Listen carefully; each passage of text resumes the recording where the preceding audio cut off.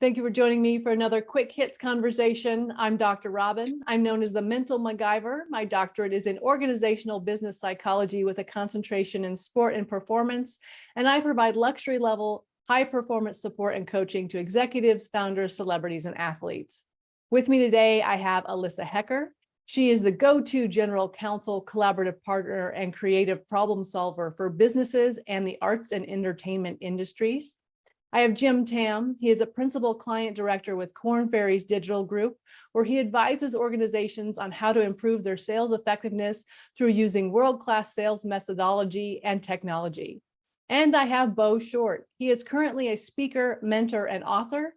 Previously, he was a CEO and president at both privately held and publicly traded companies in the consumer products and tech sectors.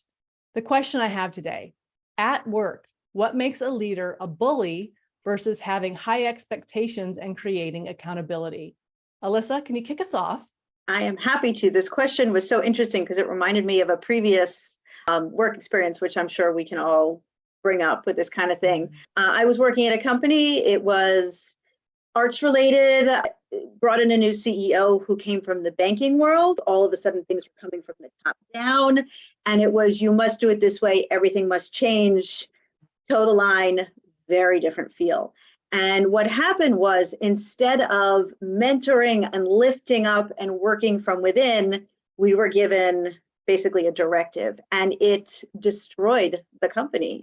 And I think when people come in any kind of managerial position, if you come in saying, this is how it must be done, and this goes back to an older conversation we had, if you scold or if you direct rather than uplift, lead by example, explain, and mentor. I don't want to say reward people for behavior, but work with. I think you end up having bullying, and it works against the best interest of the company.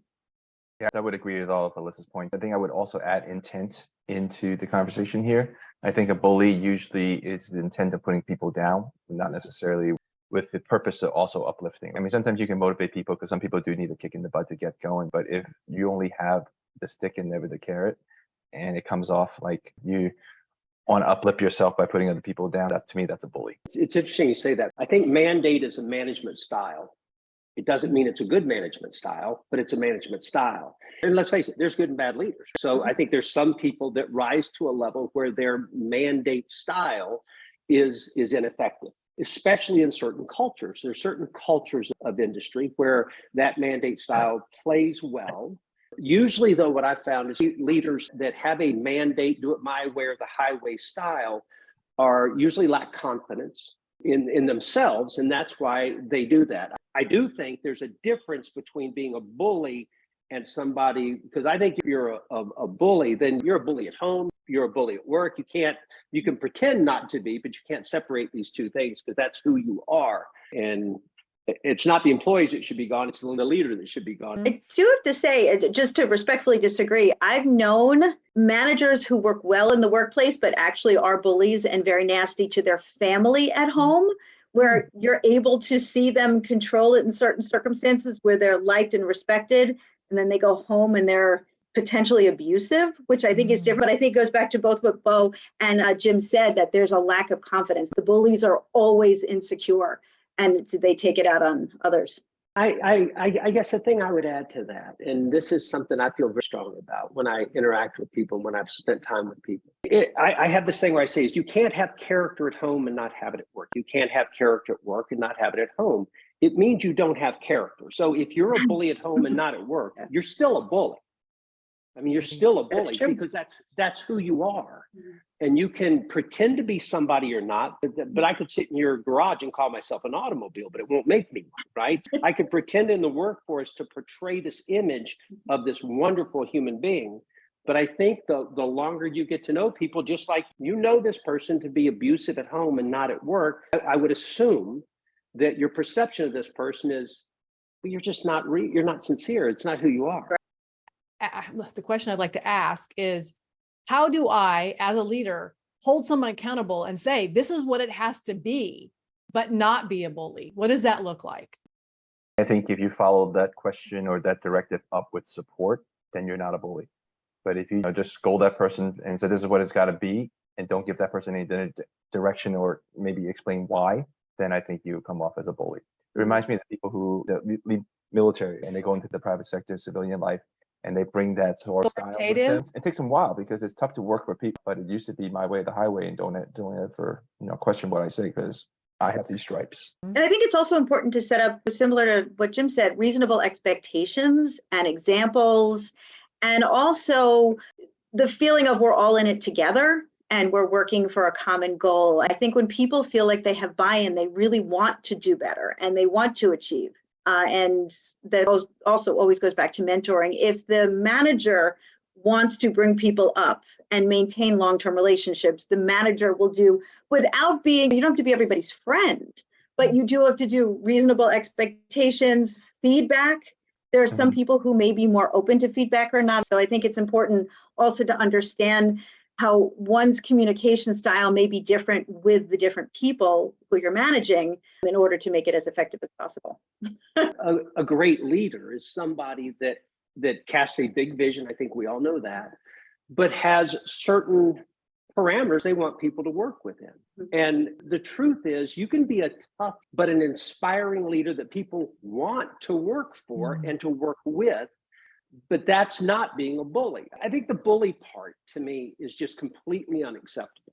But I think the strong, this is the way we're going to make this happen, let's storm the gates attitude is a rallying cry for a lot of people. I think we have a lot of people that are really good leaders that oftentimes don't know how to interact with certain people.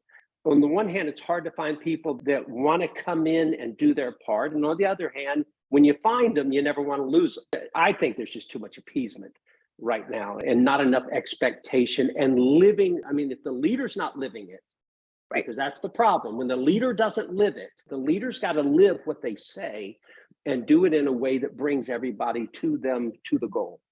That's interesting. That word appeasement. I'm going to have to think about that. I think there's another quick hits in there somewhere. I know someone right now who's in a situation where her leader bullies down, but looks really good and brown noses up.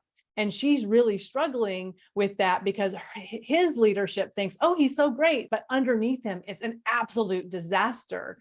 Do we have any advice for someone who's being bullied from someone who looks good from the top? This is where you get some counsel from HR too. Just say, hey, this is a track record as anybody else. I just want to tell you about. It's what she's hearing from the outside too. So she's not the only one who thinks it. Yeah. I think what happens in a situation like this, it's interesting. I was president of the American Leadership Foundation, and Admiral Thomas Moore, who was former chairman of the Joint Chiefs of Staff, sat on my board. And I asked him one day about leadership and winning leadership. He said, what I do is if I focus on serving my troops honorably, I'm always serving my superiors honorably. He goes, so focus on serving your troops honorably. And that was very insightful to me. But in this, taking that into this case, I think what happens a lot of time with boards and superiors, sometimes you just don't want to know the problems, even though you know there are problems. Yeah. And so what happens is if that person is coming forward pretending like they're wonderful, people aren't stupid. Most oftentimes their superiors know everything's not wonderful. But as long as and I agree with Jim, as long as nobody brings it forward and brings it to HR, for example, it will fester and it'll get worse and worse until it implodes. And then you're forced to deal with it. I don't think a lot of superiors are ignorant to problems. I think they have a sense of the problems, but their attitude becomes, I have so many issues to deal with. If this isn't bubbling over, I'm going to deal with the ones that are. Right. It is tough though, and I agree to an extent with Jim about bringing it to human resources, but if she's the only one who speaks up and it's hard to get other people too, that will bode poorly for her and her relationship with her manager. That's her fear. It's tough. Sometimes it's really good to get a personal coach outside because sometimes also it's depending on if your manager's a man and everyone else of you has a different style, maybe you're perceived a certain different way, or you're perceiving things that may or may not be happening, but that might be a way for her to get outside of the company and work internally to see if there are things she can affirmatively do and or look elsewhere if she's really concerned about what's happening. And that's it. They're getting ready to lose a really Yeah. good employee because she's just over it. So that is our 10 minutes. I'm going to have to Mm-hmm. cut this conversation off here. Thank you so much for having it with me. And I look forward to speaking to each of you again very soon.